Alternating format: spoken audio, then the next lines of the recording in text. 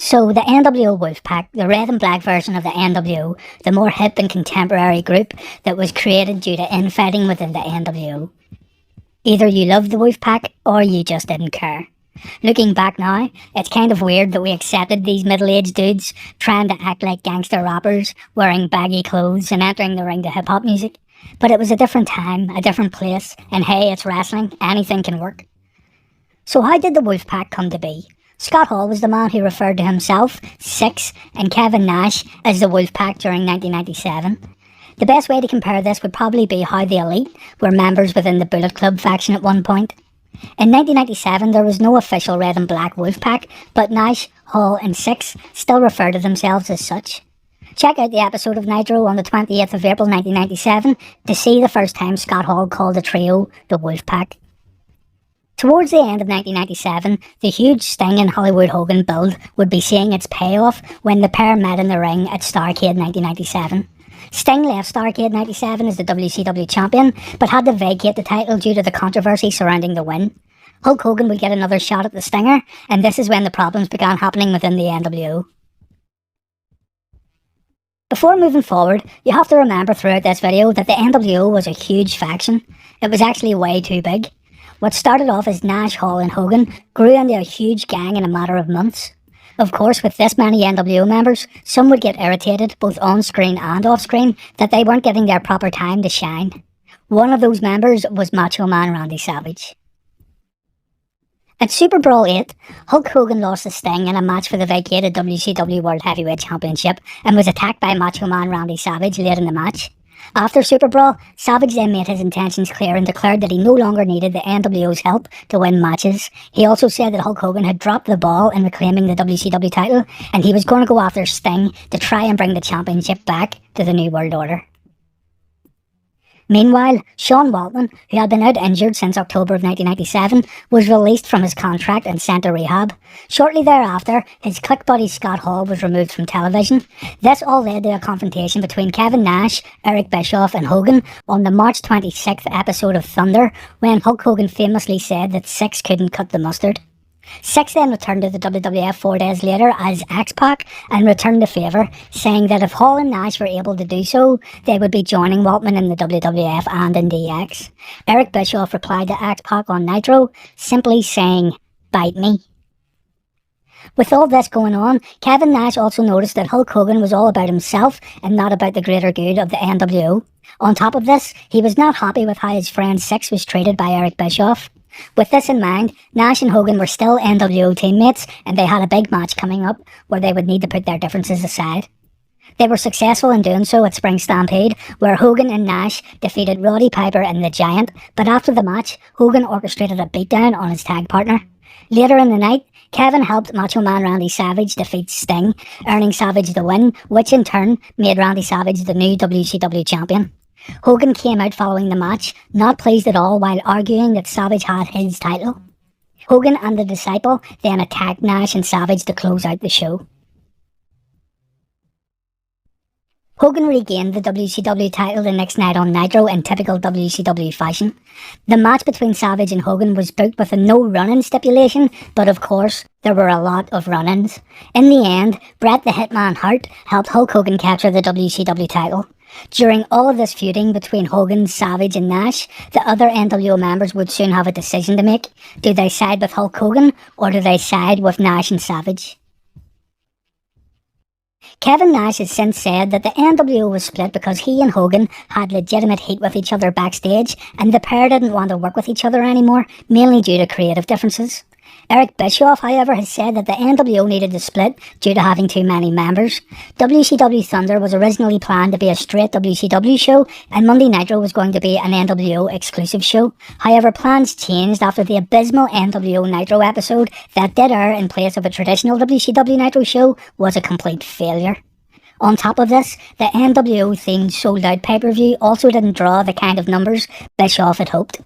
Whatever story you care to believe, the NWO was indeed going to split, which is actually quite telling of the state that the NWO managed to get itself into.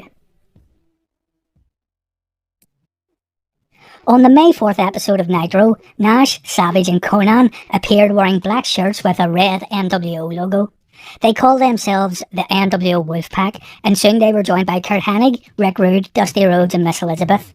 This new branch of the NWO would work as babyfaces, while Hogan's side still worked as bad guys, wearing the classic black and white NWO colours. Hogan's side would be renamed to NWO Hollywood and would feature Eric Bischoff, Brian Adams, Scott Norton, Vincent and The Disciple. Oddly, Bret Hart would not align himself officially with NWO Hollywood, but was named as the recruiter for the Black and White Heels. Scott Hall had been out with an injury, but due to return at May's Slamboree pay-per-view. The obvious assumption was that Scott Hall was joining the Red and Black Wolfpack, and he and Nash were scheduled to defend the WCW tag titles against Sting and The Giant. The Giant joined NWO Hollywood shortly before Slamboree, but also remained loyal to the Stinger. That said, The Giant was the first person to suggest to Sting that he needs to choose an alliance among the NWO factions and WCW. At Slamboree, Hall made his return to WCW in the colours of the Wolfpack as he teamed with Kevin Nash. During the match, however, Hall turned on his long-serving outsider tag partner by hitting him with the title belt, which gave the win to Sting and The Giant. The next night on Nitro, Hall was introduced as the newest member of NWO Hollywood. Lex Luger would join the Wolfpack and urge his friend Sting to do the same on the May 25th edition of Nitro in 1998. At the same time though, NWO Hollywood were also trying to secure the services of Sting. Sting revealed his decision on the following week's Nitro, where we all thought Sting had done the unthinkable and joined forces with Hulk Hogan, only to rip off the black and white NWO shirt he was wearing to reveal a red and black one underneath. Sting was now officially a member of the NWO Wolfpack, and he would replace his black and white attire and face paint to the red and black. This would probably be a good time to talk about the image of the Wolfpack along with the theme music. The Wolfpack came out to a hip-hop song with lyrics such as "Don't turn your back on the Wolfpack, you might wind up in a body bag." It was a cool song for sure. The NWO members also acted like wannabe gangster rappers, wearing loose-fitting clothes, bopping their heads as they walked to the ring, and using the Wolfpack or the click hand gesture like a gang sign. Now bear with me here, but looking at the main demographic of the viewers who enjoy this channel, I can tell that half of you guys watching would have been in your late teens or early into adulthood when the NWO Wolfpack were in full swing, just like myself. So for a lot of us guys, the Wolfpack style and gimmick was pretty acceptable back in the day. But man, looking back at the Wolfpack these days is... It's hard to put into words. The sight of Lex Luger and Kevin Nash trying to show their street cred in later life is kinda like watching that embarrassing drunk uncle at the party. For its time though, NWO Wolfpack was popular, no doubt about that. Just watch some old Nitros and you can see how over they were. But looking back now, it also definitely hasn't aged that well at all. The music is still cool, the red and black logo is still cool.